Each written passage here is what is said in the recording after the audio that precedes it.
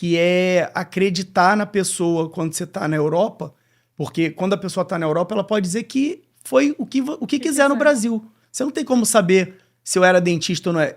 Quando eu comecei aqui no turismo, já teve um cara que virou para mim e falou assim, tu era dentista no Brasil? Tu cometeu algum crime para tu vir para cá. Não acreditava. Pesquisou meu nome na internet. Aí, só um exemplo, né?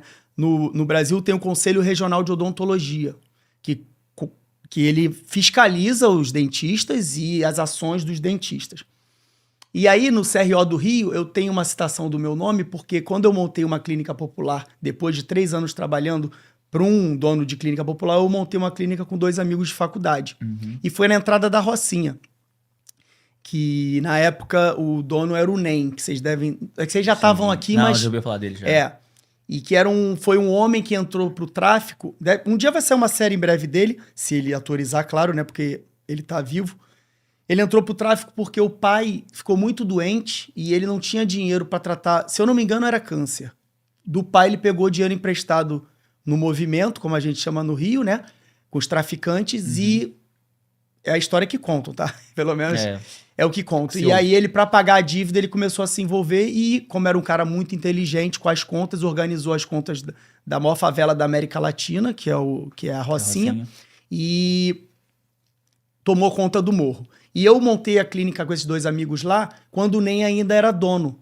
E você tinha que ir na associação de moradores, falar com a associação e, claro, a associação pedir autorização. E na rua principal da Rocinha, se chama Via Ápia, tinha 3 clínicas. Isso já foi quando eu voltei para o Brasil da vinda de Portugal, porque entre Portugal e Paris a gente fica 1 ano no Brasil e até o nosso mais velho nasce no Rio. E aí, quando teve a pacificação que o NEM acabou sendo preso, na mesma rua que a gente tinha 3 clínicas, montaram mais 6. Chegaram a ter 9 clínicas na mesma rua. Para você ver, porque a galera tinha medo de pedir para a associação, porque a associação tinha que pedir. Quando a polícia entrou, vários empresários entraram, né? E aí eu tava falando... Eu me perdi agora porque eu falei da Rocinha. Porque você tava falando por que você sai do Brasil? Ah, para chegar a sair do Brasil. Então, E aí, justamente por isso, começou a cair o movimento dessa clínica.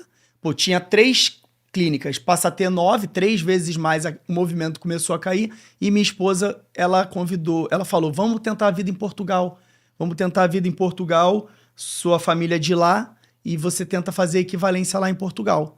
E aí a gente... Isso é antes da Rocinha, na verdade, porque eu misturei você ficou um tempo aqui, depois você voltou para fazer a clínica lá.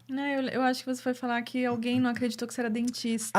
Isso, obrigado. Não, porque tá vendo que tem que ter uma mulher no podcast? Sempre, é melhor.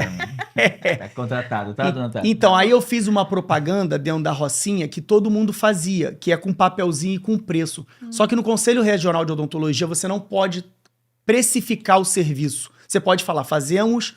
prótese dentária, que é a dentadura.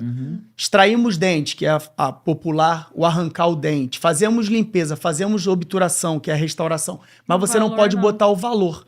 Só que como a gente estava dentro da comunidade e os concorrentes que já estavam lá há muitos anos faziam, a gente fez.